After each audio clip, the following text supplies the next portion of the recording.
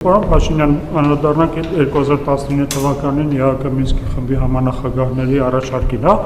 այնպիսի տպավորություն է, որ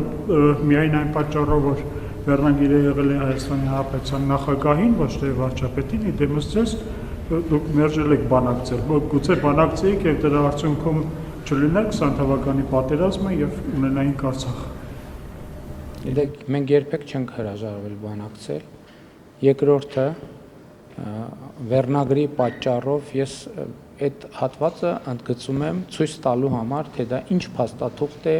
եւ ինչ բովանդակություն ունի։ Ես էլ եմ ասում, այդ փաստաթուղթը ձևավորվել է այն գործընթացում, երբ որ ինձ անհրաժեշտ է եղել, այդ թվում համանախագահների ամփոփ տեղեկատվությունը, թե ինչ բովանդակություն է գեներացված բանակցային գործընթացում։ Շատ կարևոր է արձանագրել, որ այդ փաստաթուղթը ոչ թե ձևավորվել է իմ վարած բանակցությունների արդյունքում, հասկանում եք, այս շատ կարևոր նրբություն է, որտեղ ես այդ ընթացքում դեռևս իմ շփումներում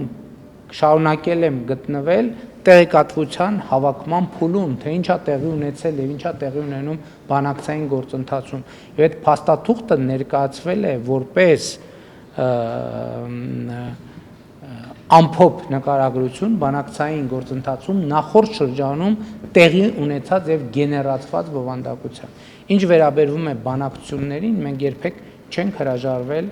բանակցելուց, երբեք չի եղել այդպիսի բան, որ մենք հրաժարվենք բանակցելուց, մենք միշտ բանակցել ենք եւ բանակցել ենք մեր պատկերացումներին Հայաստանի Հանրապետությունում գեներացված պատկերացումներին համապատասխան եւ խնդրեմը առաջացել է այն ժամանակ, երբ որ մենք արձանագրել ենք, որ իրական բանակցություններում դիվանագիտական եւ միջազգային հարթակներում ձևավորված բովանդակությունը ահռելի խզում ունի այն